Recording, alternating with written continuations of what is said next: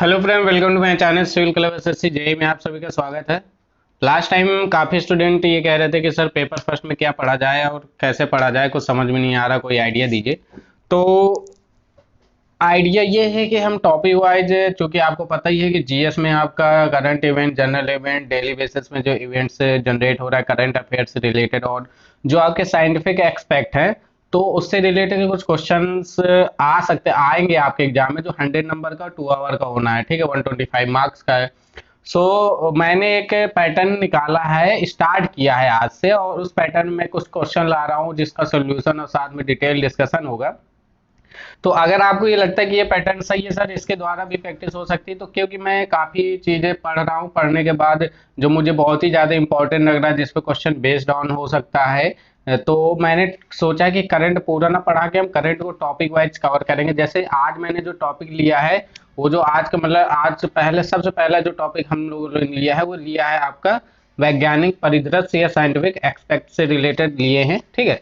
उसके बाद हम इसी तरह इसमें जब पार्ट में हम लोग 4 से 5 पार्ट में इसके क्वेश्चन कवर करेंगे, उसके बाद डेली इवेंट के बेसिस पे क्वेश्चन कवर करेंगे, फिर करंट अफेयर के बेसिस पे क्वेश्चन कवर करेंगे। तो इस तरह हमारा पेपर फर्स्ट से रिलेटेड भी काफ़ी रिवीजन हो जाएगा। तो आज का ये मेरा पहला वीडियो है। आई होप आपको ये अच्छा लगेगा, और जैसा भी रिस्पॉन्स हो मुझे जरूर कमेंट बॉक्स में बताइएगा। तो चलिए स्टार्ट करते हैं क्वेश्चन नंबर फर्स्ट से। तो क्या है क्वेश्चन नंबर फर्स्ट? ये आपके सभी बिहार पीएससी या देखिए सभी जगह आपको काम आएगा, चाहे वो सैनिटरी वेस्ट मैनेजमेंट वाला हो, चाहे एसएससी हो। आपके देखिए एसएससी सीजीएल वाला भी फॉर्म निकल आया है, तो आप लोग उस फॉर्म को भर दीजिए। बहुत ही अच्छा फॉर्म है और बहुत अच्छी वैकेंसी है, 7th लेवल पे ग्रेड पे है। और साथ ही साथ आप एबी में आपको खुशखबरी बता देता हूँ कि जो सीजीएल से रिलेटेड जो टॉपिक्स होंगे, मैं अपनी इस यूट्यूब चैनल में पूरा का पूरा फ्री कोर्स कराऊंगा, पूरा का पूरा।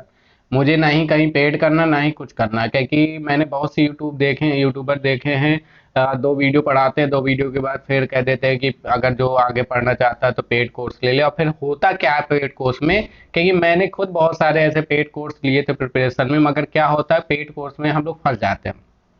वो 2 मिनट पढ़ाते, 10 मिनट बातें करते, फिर 20 मिनट पढ़ाते, फिर 10 मिनट बातें करते हैं, और फिर कोर्स तो खत्म होता है जब तक एग्जाम आ जाता है, ठीक है। तो मैं आपको ये कह दे रहा हूँ कि जो आपका बिहार का एसएससी सीजीएल वाला अभी निकला है फॉर्म, आप लोग उसको फिल कर दीजिए। जैसी लास्ट डेट खत्म हो जाएगी उसकी, उसके बाद हम लोग इस पे भी कोर्स रेगुलर कोर्स स्टार्ट करेंगे, जिसमें रीजनिंग के भी हम लोग रखेंगे। रीजनिंग रहेगा, जीके रहेगा, और मैथमेटिक्स रहेगा, साथ में करंट रहेगा। सब चीज़ जो भी मिलेगी आपको इसमें फ्री ऑफ कॉस्ट मिलेगी, इसमें कोई भी आपको पेड नहीं करना पड़ेगा। इस यूट्यूब चैनल में आपको पूरा का पूरा कोर्स फ्री मिलेगा, ठीक है।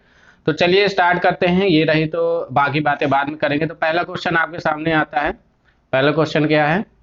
चलिए, चूंकि मेरे पास ज़्यादा टाइम नहीं रहता, इसलिए मैंने कुछ क्वेश्चन आपको हैंड रिटन में दिए हैं, तो आई होप आपको ये समझ में आएंगे क्वेश्चन, ठीक है। तो पहला क्वेश्चन क्या कह रहा है? कह रहा है EOS-04 किस प्रकार का उपग्रह है?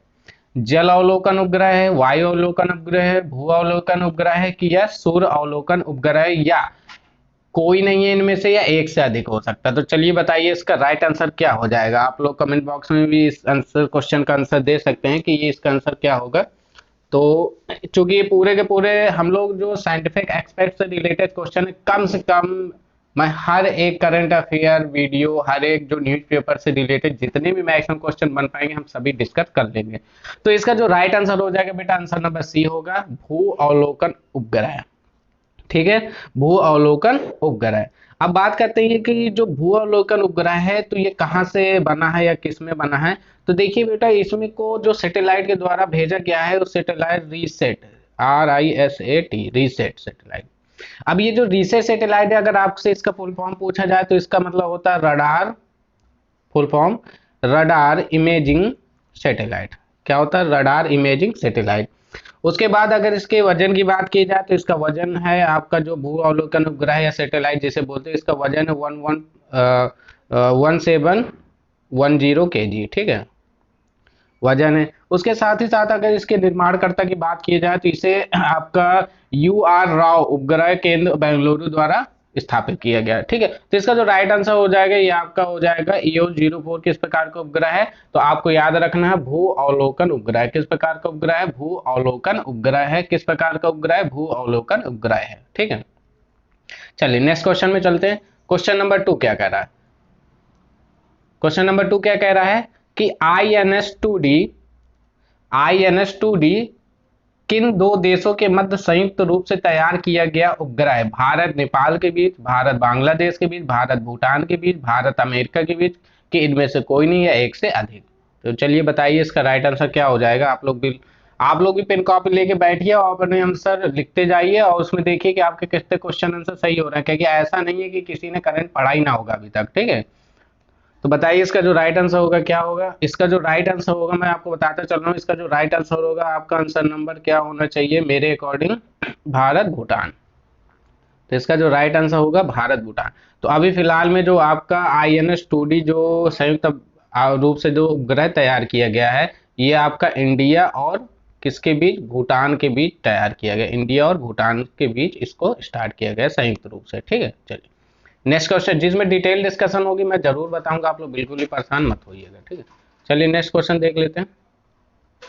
नेक्स्ट क्वेश्चन क्या कह रहा है? क्वेश्चन नंबर 3 कह रहा है sorry, James Webb space satellite. पहली बात तो मैं कहता हूँ इसे स्टार्ट कर लो क्वेश्चन को। अगर साइंटिफिक एक्सपेक्ट टॉपिक दिया है तो ये क्वेश्चन जरूर आपके एग्जाम में पुट होगा ही। अब ये किस प्रकार से पुट होगा ये हमें नहीं पता, मगर अगर हम इसकी पूरी जानकारी ले लेंगे तो ये किसी भी टाइप से अगर पूछा जाएगा तो हम इसका आंसर इजीली वे में बता पाएंगे। ठीक है, तो चलिए सबसे पहले बात कर लेते हैं। क्वेश्चन क्या कह रहा है कि जेम्स वेब स्पेस सैटेलाइट किस रॉकेट से भेजा गया है? Rocket 2D, Ariane 4 rocket, Ariane 5 rocket, या इनमें से कोई नहीं या एक से अधिक? तो इसका जो राइट आंसर जाएगा आंसर नंबर डी के साथ चला जाएगा। आंसर नंबर डी क्या है आपका? Ariane 5 rocket. अब बात कर लेते हैं इसकी थोड़ा डिटेल की। तो सबसे पहले बात करते हैं जेम्स वेब स्पेस सैटेलाइट। अगर इसको शॉर्ट फॉर्म में लिखे तो JB, अगर इस सॉरी जेम्स वेब है ना, तो इसको शॉर्ट फॉर्म में अगर लिखेंगे तो JWST। क्या करेंगे? JWST इसको शॉर्ट फॉर्म में कहेगी। कभी कभार बेटा एग्जाम में क्वेश्चन आता है जेम्स वेब स्पेस सैटेलाइट की जगह अगर उसने ये बोल दिया कि बताइए JWST को किस रॉकेट से भेजा गया, तो पहले आपको पता होना चाहिए कि उसका फुल फॉर्म क्या होता है। दूसरी बात, ये किसके द्वारा भेजा गया? तो ये आपका नासा के द्वारा भेजा गया। नासा का फुल फॉर्म आप सभी लोग जानते हैं, national aeronautic space and space administration. अगर नासा की स्थापना की बात की जाए तो इसकी जो स्थापना हुई थी ये हुई थी आपकी 29 जुलाई कब हुई थी? 29 जुलाई 1958 में। किस हुई थी? 1958 में। ठीक है, तो 29 जुलाई 1958 में इसकी स्थापना हुई थी। हम बात करते JWST। अगर हम बात करते हैं JWST की, तो ये कहाँ से आपका रॉकेट भेजा गया है? तो ये आपका भेजा गया है फ्रेंच गुयाना। कहाँ से? फ्रेंच गुयाना से भेजा गया है। गुयाना, फ्रेंच गुयाना से, जो कहाँ पड़ता है बेटा आपका? जो आपका पड़ता है साउथ अमेरिका में। कहाँ पड़ता है? साउथ अमेरिका में है फ्रेंच गुयाना, जहाँ से आपका ये सैटेलाइट जेम्स टेलीस्कोप को इस सैटेलाइट रॉकेट के द्वारा, एरियन 5 रॉकेट के द्वारा भेजा गया है। ठीक है, एरियन 5 रॉकेट। बात करते हैं इसके शेप की, तो इसका जो शेप है वो बिल्कुल हेक्सागोनल टाइप का है। क्या है? हेक्सागोनल टाइप का शेप इसका क्या है? हेक्सागोनल टाइप का है। ठीक है, तो अगर आपको इसके बाद एक फॉर्म इसमें यूज हुआ है, एक मैं उसको भी बता देता हूँ, NGST। एक टर्म्स यूज हुआ है NGST। NGST का जो फुल फॉर्म हो बेटा मैं आपको बता देता हूँ, नेक्स्ट जनरेशन स्पेस टेलीस्कोप। क्या है उसका फुल फॉर्म? क्या है? Next generation space telescope. उसके साथ ही साथ अगर मैं इस टेलीस्कोप के आकार की बात करता हूँ, अगर मैं आकार की मतलब शेप की बात करता हूँ इस टेलीस्कोप की, तो इसका जो शेप है ना, ये क्वेश्चन एग्जाम में पूछा जा सकता है कि इसका शेप किस प्रकार का? तो इसका शेप है टेनिस कोर्ट के आकार का। जो टेनिस कोर्ट होता है बेटा उसके आकार का इसका शेप बनाया गया है पूरा का पूरा। ठीक है, मतलब क्या बनाया गया? टेनिस कोर्ट के आकार का इसका शेप। कौन सा? सनशील, जो आपकी सूर्य शील्ड होती है, सूर्य की सनशील्ड होती है, उसको किसके आकार में बनाया गया? आपका टेनिस कोर्ट के फॉर्म में। तो इतने क्वेश्चन आपके इस टॉपिक से रिलेटेड है। अगर क्वेश्चन किसी भी टाइप से पूछता है तो आप उसका आंसर आसानी से दे सकते हैं। अगर पूछ ले गए कहाँ से हुआ तो आप बता सकते हैं फ्रेंच गुयाना से हुआ है। किस रॉकेट के द्वारा हुआ? एरियन 5 रॉकेट के द्वारा हुआ। किस संस्था के द्वारा हुआ? तो ये नासा के द्वारा स्टेब्लिश किया गया है। उसके बाद अगर इसमें पूछा जाए कि कौन सी धातु यूज हुई है, क्या हुई है, अगर आपसे पूछा जाए कौन सा मेटल यूज हुआ, तो ये भी मैं आपको बता देता हूँ, मेटल बेरिलियम धातु का यूज किया गया है। उसके बाद ये किस प्रकार के इंफ्रारेड रेज को कवर करेगी? तो ये इंफ्रारेड टेलीस्कोप है, जिससे इंफ्रारेड टेलीस्कोप से मतलब इंफ्रारेड से रिलेटेड भी हम लोग जो भी आपके ऑब्जेक्ट होंगे उसे भी हम मेजर कर पाएंगे। तो इससे ज्यादा आज से और क्वेश्चन में नहीं पूछ सकता। ठीक है, तो चलिए, तो आई होप आपको ये पूरा टॉपिक समझ में आ गया होगा। चलिए नेक्स्ट क्वेश्चन चलते हैं। क्वेश्चन नंबर 4 क्या कह रहा है कि बेंगलुरु में आईआईएससी द्वारा तैयार किया गया सुपर कंप्यूटर कौन सा? परम ब्रह्म, परम गंगा, परम प्रवेगा या परम, या इनमें से कोई नहीं, या एक से अधिक। तो इसका जो राइट आंसर जाएगा बेटा, आंसर नंबर जाएगा सी के साथ। याद रखिएगा, परम प्रवेगा। प्रवेगा जो अभी बेंगलुरु के आईआईएससी बेंगलुरु के द्वारा तैयार किया गया है, इसकी जो डिजाइन इसकी जो डिजाइन की गई है इसकी जो डिजाइन की गई है सी डैक के द्वारा की गई है। सी डैक ने इसकी डिजाइन की, जिसने सबसे पहले कंप्यूटर बनाया था आपका परम नाम का, ठीक है, जो परम 11 करके कुछ होता है, ठीक है। उसके बाद अगर मैं इसमें बात कर दूं कि परम, इसके बाद दूसरा ये तो परम प्रवेगा हो गया। अगर मैं परम गंगा की बात करूं, परम गंगा यहाँ पे एक बी पार्ट में आपका है परम गंगा। अगर आपसे ये पूछ लेता है तो इसको बनाया है आपके आईआईटी रुड़की ने। किसने बनाया? आईआईटी रुड़की ने बनाया है। और ये आईआईटी रुड़की ने कब बनाया है इसको? 7 मार्च 2022 में अभी इसे डेवलप किया है, ठीक है। तो अगर आपसे परम प्रवेगा की जगह परम गंगा के बारे में पूछ लेता तो भी आप इसका आंसर दे सकते हैं, ठीक है। तो चलिए नेक्स्ट क्वेश्चन पे चलते हैं। नेक्स्ट क्वेश्चन क्या है? भारत का पहला कोयले से मेथनॉल संयंत्र किस शहर में स्थापित किया गया? चेन्नई में, अहमदाबाद में, हैदराबाद में, दिल्ली में, इनमें से कोई नहीं है, एक से अधिक। चलिए बताइए इसका आंसर क्या होगा? इसका आंसर आपका हो जाएगा हैदराबाद। क्या हो जाएगा? हैदराबाद। और हैदराबाद कहाँ पड़ता है? तेलंगाना में पड़ता है, जो कि आपका आंध्र प्रदेश से अलग होता है, ठीक है, तेलंगाना। तो हैदराबाद में इसको स्थापित किया गया है, ठीक है। आई होप आपको ये टॉपिक समझ में आ गया होगा। चलिए नेक्स्ट क्वेश्चन की ओर चलते हैं, इसमें और कुछ नहीं है, नेक्स्ट क्वेश्चन की ओर चलते हैं।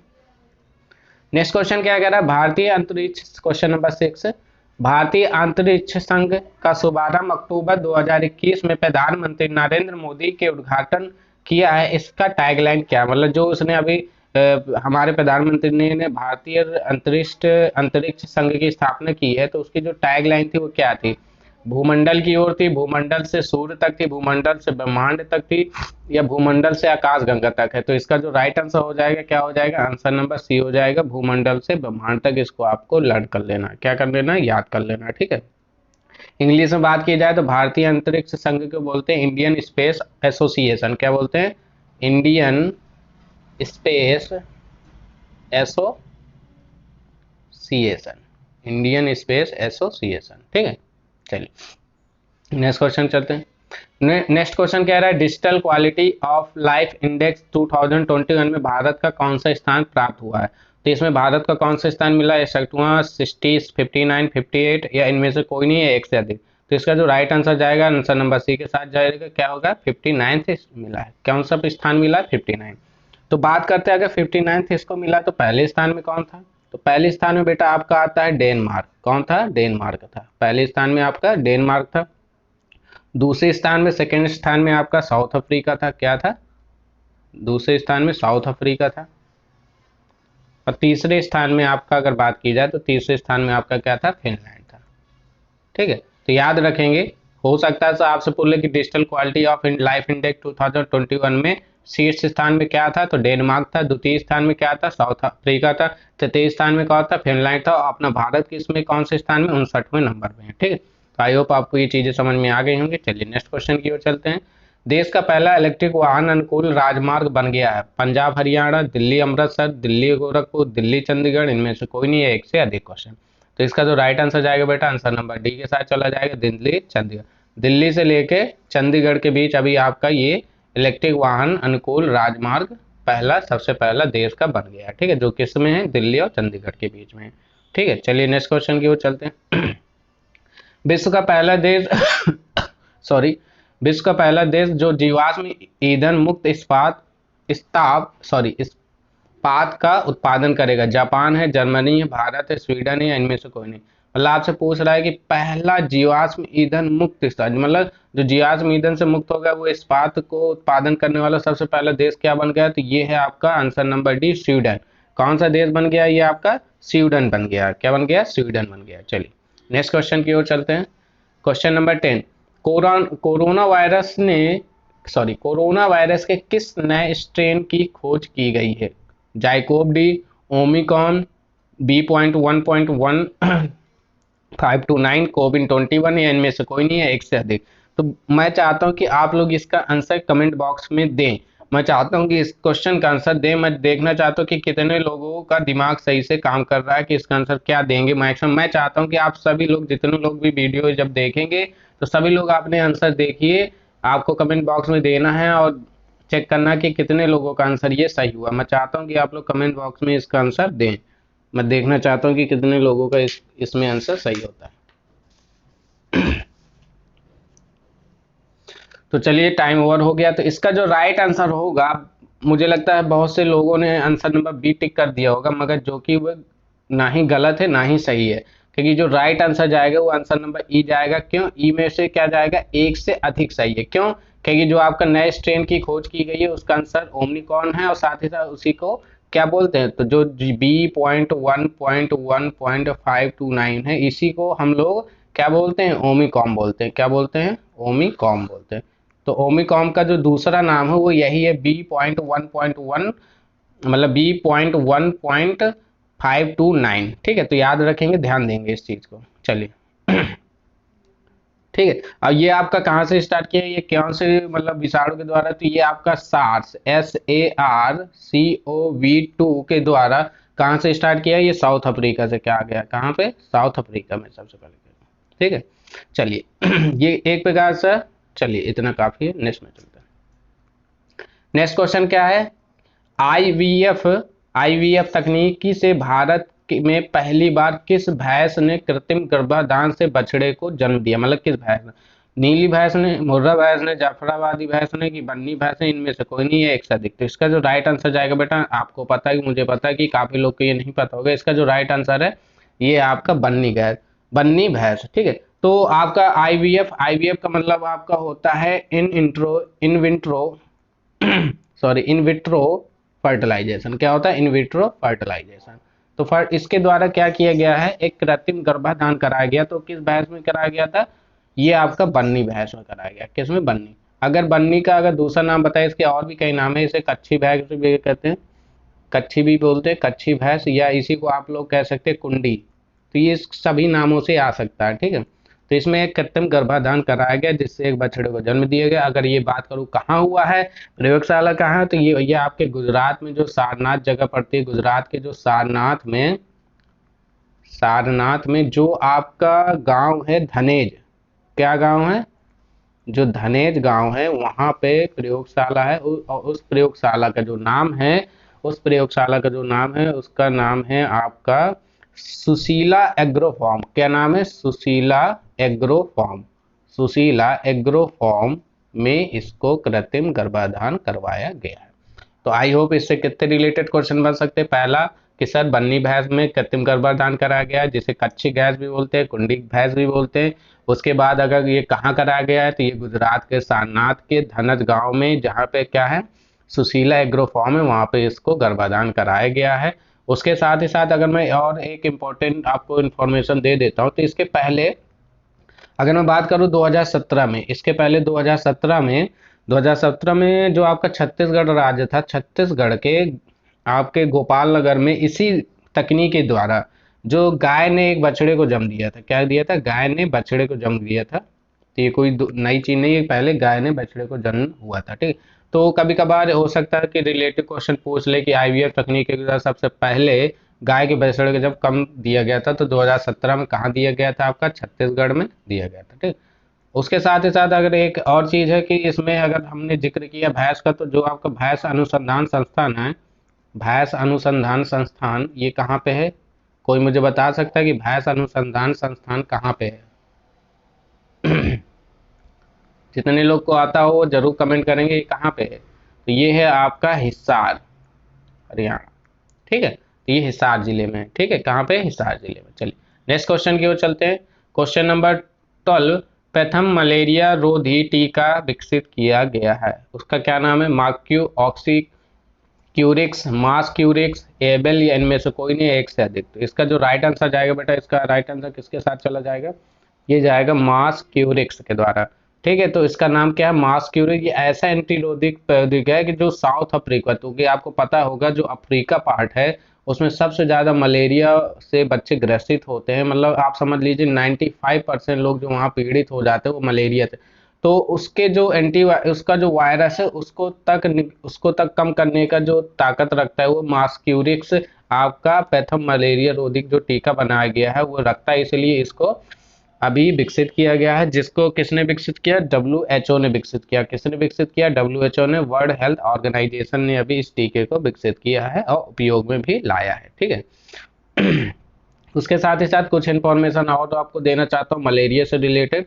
तो अभी आपको पता होगा कि मलेरिया से रिलेटेड अगर मैं देश की बात करूँ तो देश का ऐसा कौन सा राज्य है, देश का प्रथम राज्य जो मलेरिया मुक्त अभी घोषित हुआ है, 2021 में मलेरिया मुक्त घोषित हुआ है, तो वो आपका क्या है, कौन सा राज्य है? वो है आपका गोवा। गोवा राज्य है जो अभी आपका मलेरिया मुक्त घोषित हुआ है। ये तो रहा देश की बात। अगर मैं मतलब देश के अंदर की बात, अगर मैं राष्ट्र की बात करूँ या मैं कंट्री की बात करूँ, तो ऐसी कौन सी कंट्री है जिसे अभी मलेरिया मुक्त घोषित कर दिया गया? मतलब मलेरिया मुक्त किसने घोषित किया? WHO ने उसे मलेरिया मुक्त घोषित कर दिया। तो ये आपका है चीन।